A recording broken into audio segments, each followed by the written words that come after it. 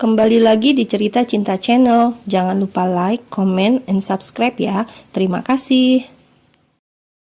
Steve, pekik Ella yang langsung bangun membuka matanya. Nafasnya langsung terengah dan dahinya bercucuran keringat. Ia menatap sekeliling dan mencari keberadaan Steve, namun ia tak menemukannya. Ia pun segera keluar dan berlari mencari Steve dimanapun. Steve, Steve, kamu di mana? Teriak Ella. Ia bahkan tak mengenakan alas kaki saat keluar dari kamarnya. Kini dirinya terisak sambil berjongkok di ujung tangga. Kenapa loh? Tanya Jasmine tiba-tiba datang dan berkata ketus sambil bersedekap tangan di dada menatap Ella. Di mana Steve? Tanya Ella mendongakkan kepalanya menatap Jasmine. Ngapain nyari kakak? Lo itu bodoh apa gimana sih, hah? Seru Jasmine saat melihat penampilan Ella yang masih mengenakan seragam sekolah dan bertelanjang kaki. Aku mau ketemu Steve. Tadi dia suara tembakan. Terus Jasmine hanya menghela nafasnya kasar. Ia baru teringat bahwa tadi sempat mendengar suara tembakan. Ia yang sudah hafal akan suara itu tampak biasa saja. Karena ia percaya kakaknya pasti dengan mudah melawan mereka. Tapi berbeda dengan Ella yang baru kali ini melihat Steve diserang dengan banyak orang dan semua bersenjata. Kakak di bawah, mending lo naik ke atas dan ganti pakaian lo. Dan satu lagi, jangan lupa pakai sendal. Kalau lo nggak mau buat kakak gue marah, kata Jasmine ketus. Lalu ia berlalu meninggalkan Ella begitu saja. Ia akan bersiap untuk pulang ke rumah omanya di mana ia tinggal bersama ayahnya. Jasmine, tunggu! Ella berdiri dan mengejar Jasmine. Di bawah mana? Bukankah ini sudah di bawah? Tanyanya masih dengan lelehan air mata membasahi pipinya. Dasar bocah ya, udah dibilang lo mending ke kamar ganti baju. Lo pikir gue sebaik itu sama lo sampai gue mau ngasih tahu di mana bawah yang gue maksud, hah? Apa kita sedekat itu? Cih, jangan harap, ketusnya lalu ia membanting pintu kamarnya tepat di depan Ella. Umurku memang bocah, tapi aku lebih kuat dan dewasa dari kamu, decak Ella pelan, lalu ia kembali mencari keberadaan Steve. Katakan, siapa yang menyuruhmu? Tanya Steve santai, namun di tangannya kini sudah memegang sebuah belati yang selalu menemaninya menghabisi musuh. Saya tidak akan mengatakan itu, karena pantang bagi kami untuk mengatakan orang yang menyuruh kami. Lebih baik aku mati daripada harus mengatakannya padamu. Cih, seru laki-laki itu meludah tepat di depan Steve. Bukan marah, Steve malah tertawa begitu kencang saat mendapatkan perlawanan yang menantang baginya. Apa kau pikir semudah itu aku akan membunuhmu?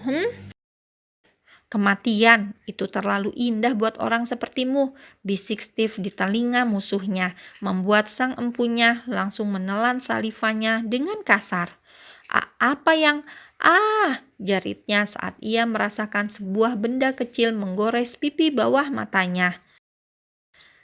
Sepertinya akan menyenangkan bila dia bermain di dua mata kamu, kata Steve masih terus menancapkan ujung belatinya di pipi musuhnya tersebut. Saya lebih baik mati, saya tidak akan pernah mengatakan apapun padamu. Kekehnya tetap pada pendiriannya. Baiklah kalau itu maumu, tapi bagaimana kalau sebelum kamu mati kita bersenang-senang dulu, kata Steve menyeringai. Lalu ia memanggil beberapa orang suruhannya untuk mendekat. Jangan, jangan, lebih baik kau membunuhku, jangan. Teriaknya begitu menggelegar hingga membuat Steve tertawa semakin kencang. Ampun, ampun, baiklah saya akan mengatakannya, tapi saya mohon lepaskan saya. Teriaknya untuk kesekian kalinya memohon agar Steve melepaskan hukumannya. Bunuh saya, hentikan. Jadi, kau mau aku bunuh atau mengatakan siapa yang menyuruhmu datang kemari? Tanya Steve, kini dengan raut wajah datar dan dingin menatap musuhnya. Bunuh saya mohon, pintanya memohon. Sudah kukatakan, kematian itu terlalu indah buatmu. Lebih baik katakan padaku, sebelum kamu bertemu dengan iblis yang akan menjemputmu, kata Steve cuek. Ia kembali duduk di tempatnya, menyilangkan kakinya dengan kaki satu lagi, dan ia kembali menghisap rokoknya. Tuan Mahdor. Laki-laki itu pun tewas seketika saat sebuah pistol berhasil menembus mata sebelah kirinya. Steve langsung membalikkan tubuhnya untuk melihat siapa yang sudah membunuh tawanannya. Namun ternyata tidak ada yang membawa pistol. "Sid, cepat kalian cari siapa yang sudah menembak sampah ini. Cepat!" teriak Steve begitu marah. Ia pun juga ikut bergegas untuk mencari pembunuh tersebut. "Steve," panggil Ella yang langsung memeluk Steve dari belakang saat melihat Steve berjalan hendak keluar rumah untuk mengejar musuhnya. "Aku mencarimu dari tadi, kenapa kamu pergi?" ucap Ella kembali terisak. "Kenapa di sini? Aku ada urusan. Kamu kembali ke kamarmu dan bersihkan diri kamu," kata Steve hendak melepaskan pelukan Ella. "Nggak mau, aku mau sama kamu. Kamu tahu, tadi aku mimpi buruk, aku takut." Steve hanya mampu menghela nafasnya berat. Ia mengisyaratkan pada pengawalnya untuk mencari pengkhianat itu. Lalu ia segera menggendong Ella dan membawanya kembali ke kamar. "Apa tadi kau melihat seseorang berlari keluar dari pintu utama?" tanya Steve saat sudah memasuki kamar. "Orang berlari, laki-laki. Aku tidak tahu, tapi aku tadi melihat pelayan kamu buru-buru keluar, katanya mau belanja," kata Ella mengingat kembali tingkah pelayannya yang sedikit mencurigakan baginya. Karena saat ia melihat Ella di depan pintu, ia seperti melihat hantu. Ia begitu terkejut dan berulang kali ia menatap ke belakang sebelum akhirnya ia izin kepada Ella ingin pergi berbelanja kebutuhan dapur. "Pelayan, siapa?" tanya Steve mengerutkan dahinya. "Aku tidak tahu namanya. Kau itu terlalu banyak memiliki pelayan. Aku tidak bisa hafal namanya," jawab Ella cemberut. Memang benar, Steve memiliki pelayan lebih dari 20 orang dan juga pengawal yang tidak kurang dari 50 orang. "Orangnya seperti apa?" tanya Steve menghela nafasnya berat karena sesungguhnya ia sendiri juga tidak mengenali pelayannya sendiri. Seperti apa ya? Dia cantik, tinggi, dan ia sering memberikan obat kepada Nyonya Melanie." "Ah iya, Nyonya Melanie," pekik Ella seolah tersadar. "Ada apa dengan mamaku? Apakah kau menambahkan obat lagi untuk Nyonya Melanie?" "Tidak," jawab Steve dengan cepat. "Kita ke pondok sekarang." Ella langsung beranjak dari tempat tidur dan menarik tangan Steve untuk pergi ke pondok. Entah mengapa kini ia memiliki firasat tidak enak tentang Nyonya Melanie. "Mama, Nyonya Melanie," pekik Ella dan Steve bersamaan saat memasuki pondok. Nampak Nyonya Melanie kini sudah tergeletak di lantai dengan mulut yang sudah dipenuhi oleh busa. Steve dan Ella segera menghampirinya dan Ella meletakkan kepala Nyonya Melanie di pangkuannya. Steve pun segera memanggil beberapa pengawal yang berjaga. Semua tampak terkejut saat mendengar amukan dari Tuan Steve. Mereka tidak ada yang tahu bagaimana bisa Nyonya Melanie menjadi seperti itu, dan Steve pun tak segan-segan menghajar semua pengawalnya untuk melampiaskan kemarahannya. Beberapa saat kemudian, Marcel dan John datang dengan terburu-buru. Ella dan Steve serta Jasmine masih tetap berdiri di samping Nyonya Melanie yang sudah tak berdaya.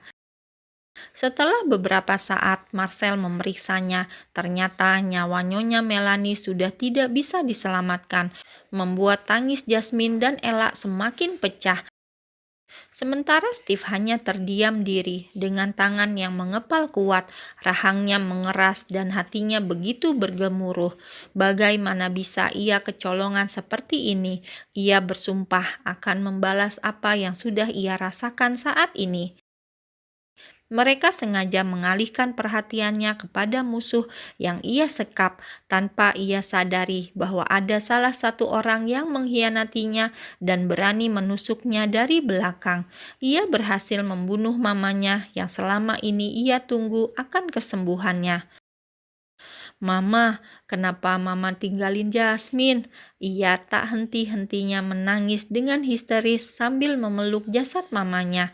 Ia tidak menyangka bahwa kini mamanya benar-benar pergi untuk selama-lamanya. Ia belum sempat untuk berkata banyak padanya sejak mamanya sakit. Ia sangat jarang untuk melihat dan bertemu dengannya karena ia hanya difokuskan untuk belajar dan menikmati hidup. Itulah yang diajarkan oleh ayahnya. Ia tahu bahwa Melanie bukanlah ibu kandungnya, maka ia jarang berinteraksi dengannya. Ia kecewa dan marah mengapa bisa ia bukan anak kandungnya. Tapi meski begitu, Jasmine sangat menyayangi beliau dan ia juga sangat kehilangan atas kematian Nyonya Melanie.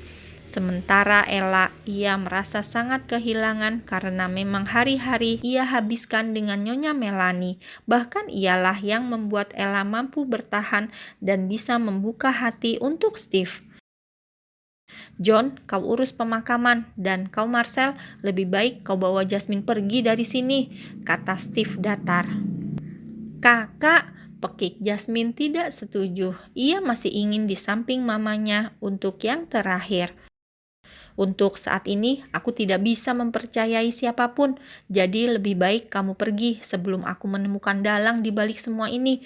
Kau juga tidak perlu berpura-pura sedih karena ia bukan ibu kandungmu," kata Steve begitu pedas dan menohok hatinya. "Kenapa kakak jahat sekali sama Jasmine?" tanya Jasmine terisak. "Steve, kumohon biarkan Jasmine di sini.